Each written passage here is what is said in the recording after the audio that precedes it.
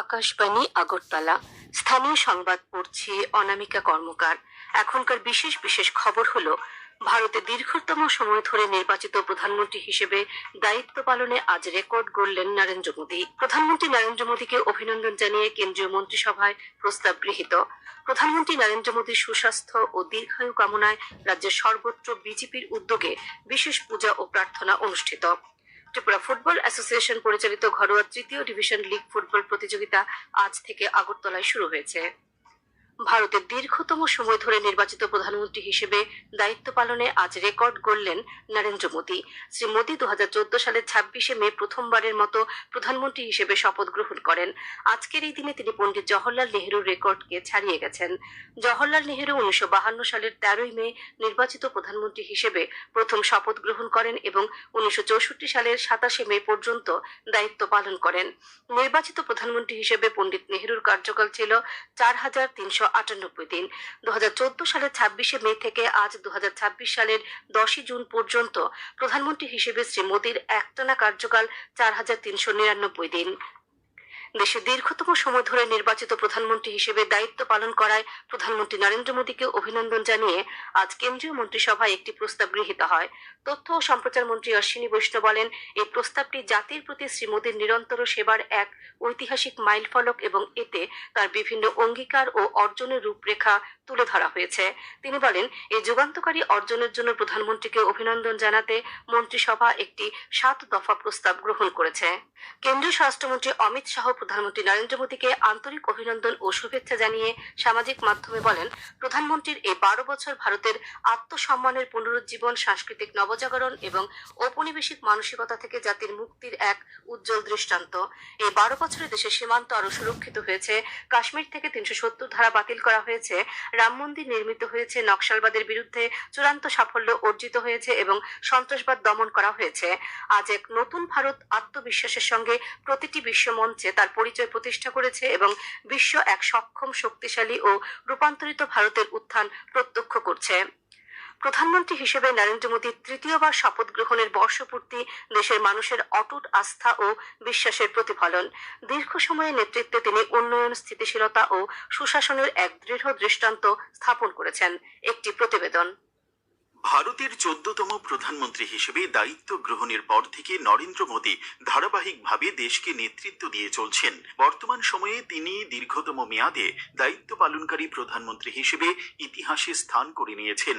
আজকের দিনে তিনি পণ্ডিত জওহরলাল নেহরুর রেকর্ডকে ছাপিয়ে গেছেন। 1952 সালের 13ই মে থেকে নির্বাচিত প্রধানমন্ত্রী হিসেবে পণ্ডিত নেহরুর কার্যকাল ছিল 4398 দিন, আর আজ 2026 সালের 10ই জুন পর্যন্ত প্রধানমন্ত্রী হিসেবে শ্রী মোদীর একটানা কার্যকাল 4399 দিন। এই সময়ে পরিকাঠামো উন্নয়ন, ডিজিটাল রূপান্তর, অর্থনৈতিক অগ্রগতি এবং সামাজিক সুরক্ষার ক্ষেত্রে নজিরবিহীন সাফল্য অর্জিত হয়েছে। সরকারের বিভিন্ন জনমুখী উদ্যোগ সাধারণ মানুষের জীবনযাত্রায় এনেছে ইতিবাচক পরিবর্তন। দেশের সর্বত্র পৌঁছে যাচ্ছে উন্নয়নের আলো। ফলে প্রধানমন্ত্রী নরেন্দ্র মোদীকে ঘিরে আছে দেশ বিদেশের অফুরান শুভেচ্ছা এবং অভিনন্দনের স্রোত। সাংসদ রাজীব ভট্টাচার্য এক শুভেচ্ছা বার্তায় বলেন, আজকের দিনটা আরো ঐতিহাসিক এই কারণে, কারণ আমাদের দেশের প্রথম প্রধানমন্ত্রী এই সময়কাল যেটাকে রেকর্ড করেছে এবং ঐতিহাসিক দিকে এগিয়ে গেছে। আমাদের দেশের জননেতা, আমাদের বিশ্ব নেতা যশস্বী প্রধানমন্ত্রী নরেন্দ্র মোদী এবং উনার নেতৃত্বে দেশ বিকশিত সংকল্প যাত্রায় সমাজের গরিব অংশের মানুষ বলুন, সমাজের শ্রমিক বলুন, সমাজের কৃষক বলুন, যুব বলুন, মহিলা বলুন, প্রত্যেকের জন্য যেভাবে কাজ করেছেন আমরা তাতে অত্যন্ত আনন্দিত দেশবাসী। আজকে সারা দেশে আমাদের প্রধানমন্ত্রী নরেন্দ্র মোদীজি এই ঐতিহাসিক সফরকে সাক্ষী রেখে আজকে আমাদের বিভিন্ন জায়গায় পূজা অর্চনা করছেন। প্রধানমন্ত্রী হিসেবে নরেন্দ্র মোদীর নেতৃত্ব শুধু প্রশাসনিক সাফল্যের মধ্যে সীমাবদ্ধ নয়, বরং তিনি দেশের মানুষের মনে আত্মবিশ্বাস, গর্ব এবং নতুন স্বপ্ন দেখার প্রেরণা জাগিয়েছেন। তার নেতৃত্বে আত্মনির্ভর ভারতের লক্ষ্যে এগিয়ে চলছে দেশ। এর মধ্যে 12 বছর আসলে পরিবর্তনের গল্প, উদীয়মান, আত্মবিশ্বাসী এবং উন্নত ভারতের গল্প। রাহুল লোধের প্রতিবেদন, আকাশবাণী সংবাদ, আগরতলা। মুখ্যমন্ত্রী অধ্যাপক ডাক্তার মানিক সাহা আজ প্রধানমন্ত্রী নরেন্দ্র মোদীকে শুভেচ্ছা জানিয়ে এক বার্তায় বলেন, প্রধানমন্ত্রী শ্রী মোদীর নেতৃত্বে বিগত 12 বছরে ভারত বিভিন্ন ক্ষেত্রে অভূতপূর্ব অগ্রগতি প্রত্যক্ষ করেছে। প্রধানমন্ত্রীর দূরদর্শী নেতৃত্বে উন্নয়ন, সুশাসন এবং সবার জন্য অন্তর্ভুক্তিমূলক প্রবৃত্তির উপর ভিত্তি করে একটি শক্তিশালী, সমৃদ্ধ ও আত্মনির্ভরশীল ভারতের লক্ষ্যে দেশ তার অগ্রযাত্রা অব্যাহত রেখেছে। দেশের দীর্ঘতম সময়ের প্রধানমন্ত্রী নরেন্দ্র মোদীর সুস্বাস্থ্য ও দীর্ঘায়ু কামনায় আজ রাজ্যের সর্বত্র বিজেপির উদ্যোগে বিশেষ পূজা ও প্রার্থনার আয়োজন করা হয়। মোহনপুর বাজারে কালী মন্দিরে আয়োজিত বিশেষ পূজা ও প্রার্থনায় উপস্থিত ছিলেন বিদ্যুৎ মন্ত্রী রতনলাল নাথ। 59টি জেলায় বিভিন্ন মন্দিরে বিশেষ পূজা পাঠ প্রার্থনা অনুষ্ঠিত হয়। ফটিকরায় চেবড়ি চৌমুহনীর কালী মন্দিরে আয়োজিত অনুষ্ঠানে উপস্থিত ছিলেন তপশিলি জাতি কল্যাণ মন্ত্রী সুধাংশু দাস। কৈলাস শহরের কৈলাসেশ্বরী কালীবাড়িতেও আজ বিশেষ পূজা অনুষ্ঠিত হয়। আগরতলায় মেহের কালীবাড়িতে বিশেষ পূজা অর্চনায় উপস্থিত ছিলেন আগরতলা পুর নিগমের মেয়র দীপক মজুমদার। বিজেপির উত্তর পূর্বাঞ্চলের আসাম ও ত্রিপুরা রাজ্যের সংগঠন মন্ত্রী রবীন্দ্র রাজু। সোনামুড়া মহকুমার মধুবন কালীবাড়িতে আয়োজিত অনুষ্ঠানে উপস্থিত ছিলেন সিপাহীজলা জেলা পরিষদের সহকারী সভাধিপতি পিন্টু আইচ, সোনামুড়া নগর পঞ্চায়েতের চেয়ারপারসন শারদা চক্রবর্তী, মেলাঘর পুর পরিষদের চেয়ারপারসন অনামিকা ঘোষ পাল রায়। বিশালগড়ের জগন্নাথ জিও মন্দিরের অনুষ্ঠানে উপস্থিত ছিলেন বিধায়ক সুশান্ত দেব। আগরতলার ইন্দ্রনগর কালী মন্দিরে পূজা অর্চনায় উপস্থিত ছিলেন সমাজ কল্যাণ ও সমাজ শিক্ষামন্ত্রী টিঙ্কু রায়। চাকমাঘাট শিব মন্দিরে পূজা অর্চনায় উপস্থিত ছিলেন জনজাতি কল্যাণ মন্ত্রী বিকাশ দেববর্মা। মাতাবাড়ি ত্রিপুরা সুন্দরী মন্দিরে পূজা দেন পর্যটন মন্ত্রী সুশান্ত চৌধুরী। আপনারা খবর শুনছেন আকাশবাণী আগরতলা কেন্দ্র থেকে। আকাশবাণী সংবাদের আপডেট পেতে লগ ইন করুন www.newsonair.com এবং নিউজ অন এআইআর অ্যাপ এবং টুইটার ও ফেসবুক প্ল্যাটফর্মে এআইআর নিউজ অ্যালার্টসে। ইউটিউবে লক্ষ্য করুন নিউজ অন এআইআর অফিসিয়ালে। এছাড়াও আকাশবাণী আগরতলা সংবাদ আপডেট পেতে দেখুন টুইটার বা এক্স হ্যান্ডেলে আকাশবাণী নিউজ আগরতলা, ফেসবুকে এআইআর নিউজ আগরতলা এবং ইউটিউবে আকাশবাণী নিউজ আগরতলা।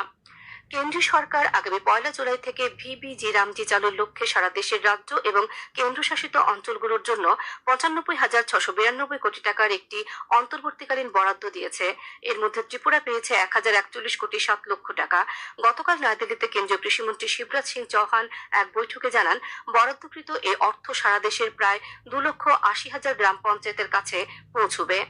উচ্চশিক্ষামন্ত্রী কিশোর বর্মন রাজ্যে 2টি নতুন সরকারি বিশ্ববিদ্যালয় এবং 4টি নতুন সাধারণ ডিগ্রি কলেজ প্রতিষ্ঠার লক্ষ্যে বিশেষ আর্থিক সহায়তার জন্য কেন্দ্রীয় সরকারের কাছে অনুরোধ জানান।